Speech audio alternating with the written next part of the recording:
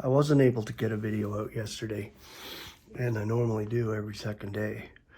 But I have some pre-recorded, so I'm going to be posting those. But I've been pretty much down and out for a couple of days with flu, sickness, whatever it is, cold. Jacob brought it home, and of course the house gets it.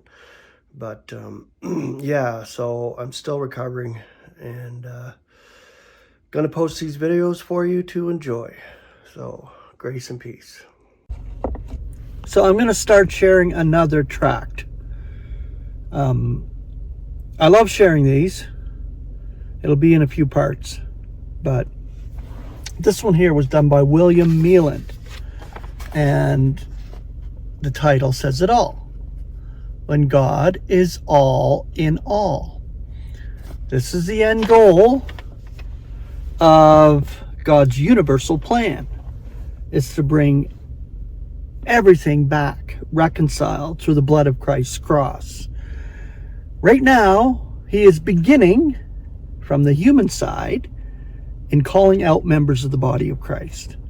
We are the first recipients of the grace of God, the powerful grace of God. This is what's going to be displayed in the oncoming eons to the whole universe. This is what will reconcile beings when they see the full scope of the grace of God that he displayed to these vessels that he has called and made them vessels of honor, of God's honor and glory, to present it to his universe.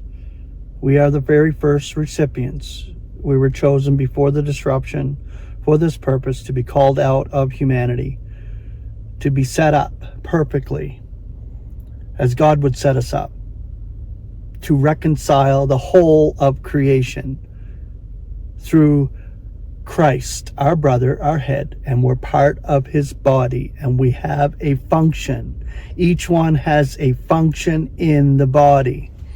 Interesting enough, not the same function is performed by each member. Each member has their place in the body. As Paul describes it clearly, uses the example of the human body. And each one is placed perfectly by God and has a specific function now and in the oncoming eons. When we're made immortal, each one will be given their place. It fits together so beautifully. The whole body, the head is Christ, and we, the rest of the members of the body, will perform perfectly together in unison, in spirit. Together in spirit. It's beautiful, all of it. So I'm going to begin this tract here, and it's based on 1 Corinthians 15, 20 through 28. We all know it well as believers. Beautiful passage of Scripture. That God may be all in all. Could clearer or better words be found to set forth the climax of God's purpose for his vast creation? It is an all-embracing phrase. Closing paragraphs of Scripture completely satisfying to the intelligent mind. And it surely expresses, especially to the believer, all that the heart and mind could desire, bringing to perfection the divine ultimate. How anyone could voice dissent is difficult to imagine, but this is what we have in the world. The self-righteous religious zealots, the ones who are zealous for themselves and for Israel's lot on the earth, the Christian religion, they prop themselves up as something and really destroy what God's plan is. They think they are, but in a relative sense, yes. They create all these converts in religion to their religious ideology, their demonized system, and draw people away from the truth, which is untruth in what they're teaching, and blasphemy to God, blasphemy to our Father, our God of love, who loves his whole creation. What other speech or writing could replace it with a consummation of greater wisdom, love, and grace? May we not truly think and say that for beings to be entirely subject to their Creator is at last proven to be their highest blessing. For such subjection is surely the end of introspection and maybe proud self-life on the part of multitudes. What do we have? Everybody loves self, and everybody loves their things and this physical realm and accumulation. It's all dung, and it's meaningless when it comes to God's operation.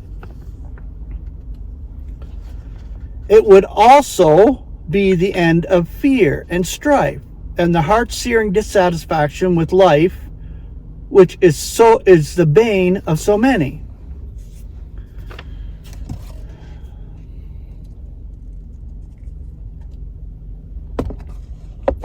We do well to remember, however, that towards so desirable a consummation, there are many stages, innumerable processes, all of which serve to carry out our Father's purpose, forward to the rare climax he has in view.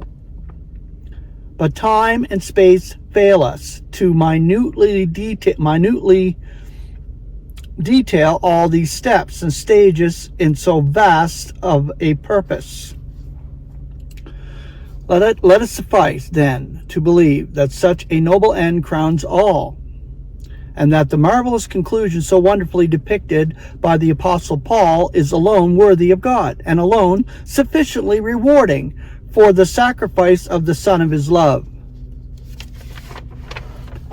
Now it may be of interest here to quote the rare inscription which moved the writer to an unforgettable acceptance of such a lofty truth.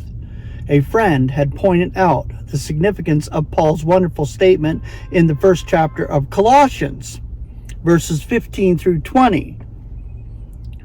Wonderful it is, for it shows us not only the preeminence of the Christ of God, but the might and power vested in him by the Father of glory.